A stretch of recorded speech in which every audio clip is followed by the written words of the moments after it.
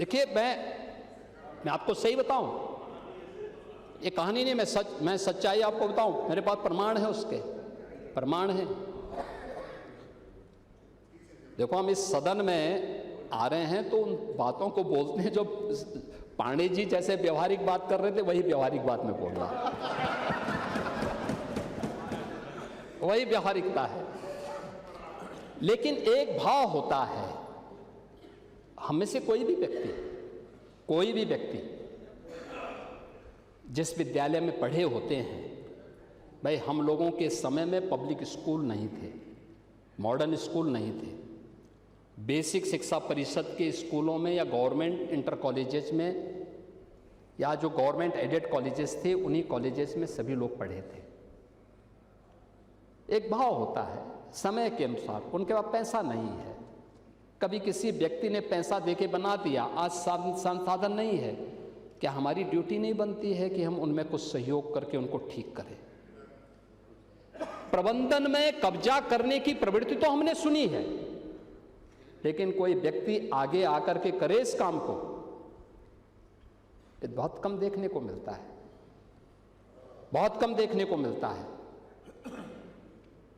और हम लोगों के मन में आता है कि हर जनप्रतिनिधि का दायित्व बनता है, क्योंकि जनप्रतिनिधि जो करेगा, एक विधायक जो करता है, कम से कम 6 लाख लोग का प्रतिनिधित्व कर रहा होता है, 6 से 8 लाख लोगों को वह लीड करता है, लीडरशिप देता है। उतने लोग तो उसको देखते हैं, लेकिन अच्छा काम करेगा तो पूरा जनपद उसको जानेगा। हम जिस विद्यालय में पढ़े हैं, ऑपरेशन कायाकल्प के माध्यम से आप लोगों ने उन विद्यालयों के कायाकल्प को जोड़ा, आज उसके परिणाम है। नीति आयोग ने उसको स्वीकार किया। प्रोजेक्ट अलंकार के अंतर्गत भी ये काम हो रहा है। मैं तो एक दिन औरैया गया था, वहाँ एक विद्यालय में इंटर कॉलेज, बड़ा इंटर कॉलेज बहुत अच्छा बना था। चुनाव के दौरान में 19 में भी और 22 में भी वहाँ गया था, तो वो भवन ऐसे ही था। तो मैं एक दिन वहाँ गया था कृषि गोष्ठी में,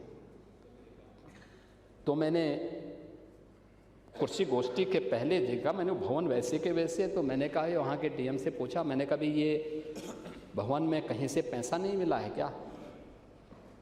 मैंने कहा, प्रबंधक कौन है, प्रिंसिपल कौन है, थोड़ा बुलवाना मेरे सामने थोड़ी देर में, मैं अभी बैठक से आता हूँ। वहाँ के जनप्रतिनिधियों को बुलाया मैंने, विधायक, एमएलसीज थे, माननीय सांसद थे, मैंने बुलवाया, वो भी थे मेरे सामने। मैंने प्रबंधक से पूछा, मैंने कहा, हमने प्रोजेक्ट अलंकार एक योजना चलाई है, जिसमें माध्यमिक स्कूलों में जो पुराने विद्यालय हैं उनमें 75% पैसा सरकार दे रही है, 25% आपको देना है। तो उन्होंने कहा, हमारे पास 25% भी नहीं है। मैंने कहा, जनप्रतिनिधियों से आप लिखवा के दे दीजिए। उन्होंने कहा, कौन जनप्रतिनिधि देगा? मैंने विधायकों से कहा, मैंने कहा, भी 10 लाख आप दीजिए, 10 लाख आप दीजिए, 10 लाख आप दीजिए, 30 लाख हो जाएगा तो बाकी 1 करोड़ रुपये सरकार इनको अपने आप ही दे देगी। 1 करोड़ में कम से कम रंग रोगन और इसका मरम्मत तो कर देंगे, इतनी भव्य भवन को ठीक तो कर लेंगे, बच्चा कोई भी होगा प्रदेश का पढ़ेगा। और प्रोजेक्ट अलंकार ये सरकार चला रही है। हम अब तक 500 करोड़ रुपए उत्तर प्रदेश के गवर्नमेंट कॉलेजेस को और एडेड कॉलेजेस को अलग अलग जनपदों में दे चुके हैं, और माननीय जनप्रतिनिधि इसमें भागीदार बन चुके हैं उसके भुगतान में। और कोई भेदभाव नहीं है कि केवल सत्ता पक्ष से जुड़े हुए लोगों का करेंगे, विपक्ष का नहीं करेंगे। हमने कहा, नहीं, जो भी आता है विद्यालय है, सबको दीजिए, दिया जा रहा है। ये प्रोजेक्ट अलंकार भी सरकार बना रही है। यूनिवर्सिटीज की पॉलिसीज, अरे आपकी सड़क बन गई है, आप चकाचक करिए, वजन कम कर लीजिए तो सड़क में गड्ढे कम पड़ेंगे।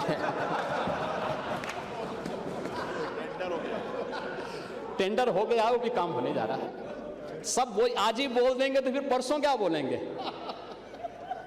आपकी सड़क बन गई है, तभी भी आप जो है वही कर रहे हैं, लेकिन सड़क में गड्ढे आपके कारण ही ज्यादा पड़े हैं। वजन कंट्रोल करिए, आप स्वास्थ्य के लिए अच्छा होगा। महोदय, आज प्रोजेक्ट अलंकार, पुस्तकालय, प्रयोगशालाएं, मल्टीपर्पज हॉल, पेयजल और इसके अंतर्गत अन्य जो योजनाएं हैं, ये सभी हम लोग प्रदेश के अंदर कर रहे हैं। और विश्वविद्यालयों के निर्माण के लिए भी आज प्रदेश के अंदर आप देख रहे होंगे कि एक पॉलिसी बना दी गई है। निजी क्षेत्र में कोई विश्वविद्यालय बनाना चाहेगा, आज लगभग 52 विश्वविद्यालय निजी क्षेत्र में भी बन चुके हैं। एक मंडल एक विश्वविद्यालय, इस लक्ष्य को हमने प्राप्त किया है। जहां नहीं थे वहां नए विश्वविद्यालय गवर्नमेंट ने भी बनाए हैं और उसमें भी हम लोगों ने कार्य किया है। रिजल्ट एमएसएमई सेक्टर को आगे बढ़ाना, औद्योगिक निवेश को बढ़ाने का परिणाम क्या है? एम्प्लॉयमेंट बढ़ा है, अनएम्प्लॉयमेंट रेट कम हुआ है, उत्तर प्रदेश का एक्सपोर्ट बढ़ा है। 84,000 करोड़ का एक्सपोर्ट होता था आपके समय में, वह बढ़ करके लगभग 2 लाख करोड़ तक पहुंचा है। लगातार वह बढ़ रहा है और इसीलिए आज के इस अवसर पर आप कुछ बातें आपने कही और हम लोग उस दिशा में आगे यद्यपि बोलना नहीं चाहते थे और हम लोग ये भी नहीं चाहते थे कि इस पर हम लोगों को बहुत बोलना पड़े। आपने बहुत सारी चीज़ें यहाँ पर कही हैं और बहुत सारी चीज़ों को तो आपने स्वयं ही उसको कंट्राडिक्ट भी किया है। पैरामेडिक्स के बारे में भी हमने यहाँ पे आपके सामने कहा है, अन्य विधायक निधि के बारे में भी आपने कहा है, अन्य चीज़ों के बारे में भी कहा है। लेकिन जो बातें मैंने आपके सामने पहले भी कही कि और क्यों समाजवादी पार्टी बार बार एक झूठ को दोहराने का प्रयास करती है अनावश्यक रूप से, यानी जो मुद्दा नहीं था उसको जानबूझ करके मुद्दा बना करके और उसके माध्यम से जो चीज़ें प्रयास किया गया। मैं कहता हूं, क्या हर व्यक्ति अपने लिए